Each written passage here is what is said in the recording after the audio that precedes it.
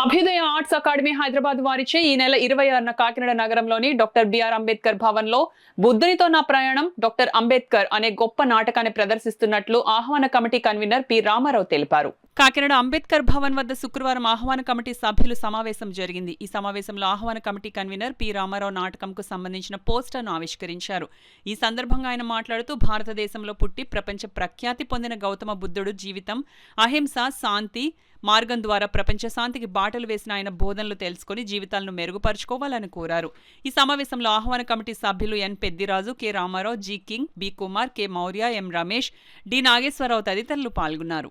బానిసత్వానికి గురవుతూ ఉన్నటువంటి కార్మికులకి ఒక హక్కును కల్పించి వారికి చట్టాలు చేసి ఈ రోజునే ఉద్యోగస్తులందరూ కూడా స్వేచ్ఛగా ఉద్యోగాలు చేసుకుంటూ ఉన్నారంటే అది బాబాసాహెబ్ అంబేద్కర్ వహించిన నేతృత్వం.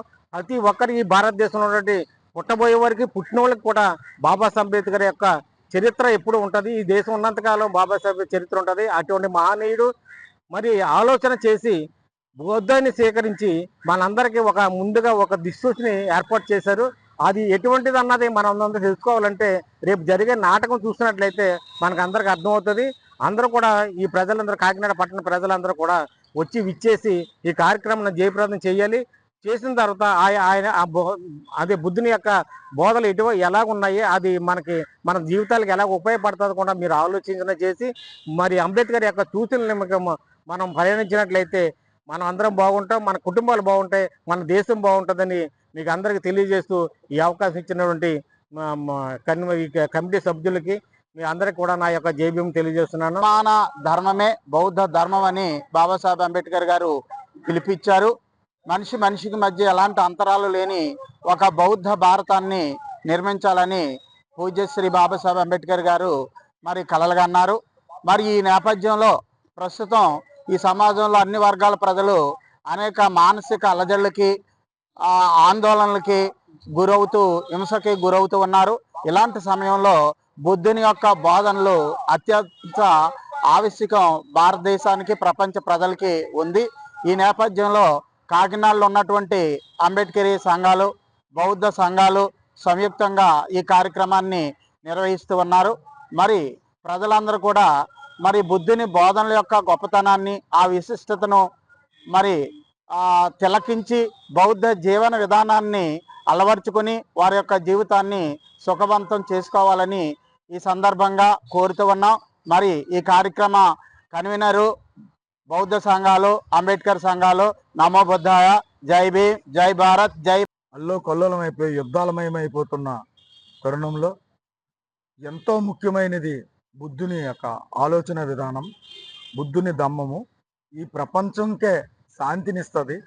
అలాంటిది మన కాకినాడలో ఈ 26వ తారీఖుని 7వ నెల 25న సాయంకాలం 6 గంటలకి అంబేద్కర్ భవనం పాత బస్టాండ్ దగ్గర నాటకం ప్రదర్శింపబడుతుంది. ప్రతి వ్యక్తులు రావాలి. ఎందుచేతనంటే ఆంధ్రాలోనూ ఈ నాటకం 26 జిల్లాల్లోనూ వేస్తున్నారు. అలాగే తెలంగాణ అన్ని జిల్లాల్లోనూ వేస్తున్నారు. ఈ అవకాశం, గొప్ప అవకాశం మన కాకినాడ జిల్లాకు వచ్చింది కాబట్టి దీనికి అందరూ, ప్రతి ఒక్కరూ బాధ్యతగా వచ్చి బుద్ధుని యొక్క బోధనలు వినాలని కోరుకుంటూ ఈ కార్యక్రమానికి గౌరవనీయులు జిల్లా కలెక్టర్ గారు వస్తున్నారు. అలాగే గౌరవనీయులు ఎస్పీ గారు వస్తున్నారు. గౌరవనీయులు లోకల్ ఎమ్మెల్యే గారు వస్తున్నారు. వీరందరూ వస్తున్నారు ఈ కార్యక్రమానికి. పుర ప్రజలు అందరూ వచ్చి వీక్షించి బుద్ధుని బోధనలను అనుసరించవలసిందిగా కోరుకుంటున్నాను. మనం పరిశీలించినట్టయితే ఇదంతా యావత్తు ప్రపంచానికి శాంతి, అహింస మార్గంలో జీవించడానికి ఉపయోగపడే మార్గం బౌద్ధ మార్గం. మరి అటువంటి మార్గాన్ని డాక్టర్ బాబాసాహెబ్ అంబేద్కర్, భారత రాజ్యాంగ నిర్మాత అయినటువంటి డాక్టర్ బాబాసాహెబ్ అంబేద్కర్ సుమారు 21 సంవత్సరాలు సుదీర్ఘమైనటువంటి అధ్యయనం, పరిశోధన, ఆచరణ అనంతరం 1956 అక్టోబర్ 14న బౌద్ధ ధమ్మాన్ని స్వీకరించి ఈ దేశానికి మరొక సామాజికమైనటువంటి విప్లవాన్ని తీసుకొచ్చినటువంటి వ్యక్తి. మరి ఈ బౌద్ధం యొక్క విశిష్టతను, బౌద్ధం యొక్క ఆచరణ వల్ల కలిగే ప్రయోజనాలను ఈ నాటకంలో ప్రదర్శిస్తూ ఉన్నారు. మరి అంబేద్కర్ ఈ బౌద్ధాన్ని ఎందుకు స్వీకరించవలసి వచ్చింది, దాని యొక్క విశిష్టత అనే అంశాలని చాలా అద్భుతంగా సినిమాని మించినటువంటి విధానంలో నాటకాన్ని ప్రదర్శించడం జరుగుతోంది. కాబట్టి కాకినాడ పుర ప్రజలందరూ కూడా వర్గాలకు, మతాలకు, సామాజిక వర్గాలకు అతీతంగా అందరినీ కూడా హృదయపూర్వకంగా ఆహ్వానిస్తూ ఉన్నాము.